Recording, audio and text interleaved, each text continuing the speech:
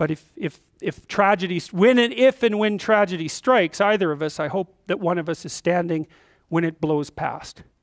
And that there's a harshness about that that's unbelievably cruel, because you know, you say, well, if my mother died, I could live. Well, what kind of monster are you exactly? The death of your mother doesn't do you in? Well, it turns out that being a monster is the right thing. So, and that's a rough thing to learn, but it's necessary to learn. You know, because it also makes you, you know, at some point, for example, as you get older, by the time you're in your mid-20s, something like that, you should start having a relationship with your parents that's approximately one of peers. And you can tell if you have that, so here's a little trick you can use. So you have parents, obviously, they have friends. You probably care what your parents think, I would imagine. Do you care what their friends think of you? And the answer to that is, well, not nearly as much. And so then I would say, well, why do you care what your parents think of you then? They're the same people.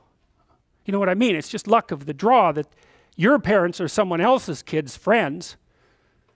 They don't think the same way about them that you do. Well, that's where you see that you have a projection. Right? If by the time you're 30, if what your parents think of you matters more than what, say, a random set of their friends think of you, then you've still got your parents confused with God. That's one way of looking at it.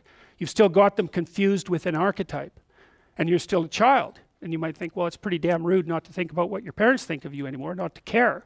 It's like, yeah, it's kind of rude, but maybe you'll be useful for them when they get old. And that's a much better form of caring. It's like you're going to be independent enough and strong enough and detached enough so that when the power dynamic shifts, which it will, that you'll be the person that can carry things forward. Well, you can't do a better thing for them than that, right? That's the best of all possible outcomes for your parents.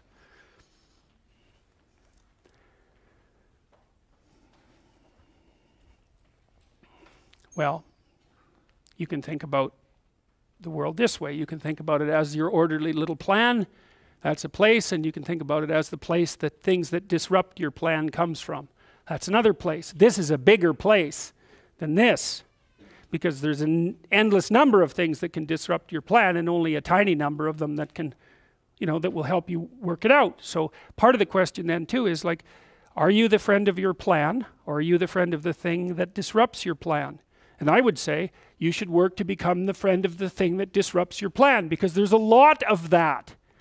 And then if you become the friend of the thing that disrupts your plan, then you start to develop strength in proportion to the disruptive force. And that's really what you want. You want to be able to implement your plan, obviously, but you want to be able to take on the consequences of error and learn from it. And then you win constantly, because even if something goes sideways, you think there's something to be derived from this. That's wisdom, fundamentally. So those are the eternal domains, right? There's the domain of order. That's a snake, by the way, and that's a domain of chaos. And that's the world.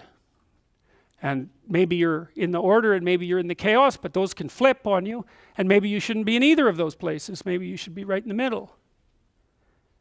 And that's where you should be, as far as I can tell. And I think this is another escape from postmodern nihilism, let's say. That's actually a real place.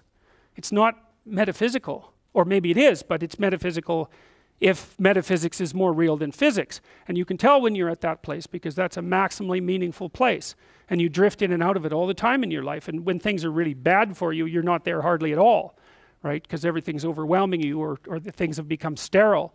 But if you watch your life, even over a week or two, you'll see that now and then you're there. You stand up straighter, right? Because you're in the right place at the right time. You think, aha, I got the forces of chaos and order properly balanced. It's unstable, and it'll fall apart on you. But you know, you can practice bringing things together continually, and then you can end up so that you're there more often than not.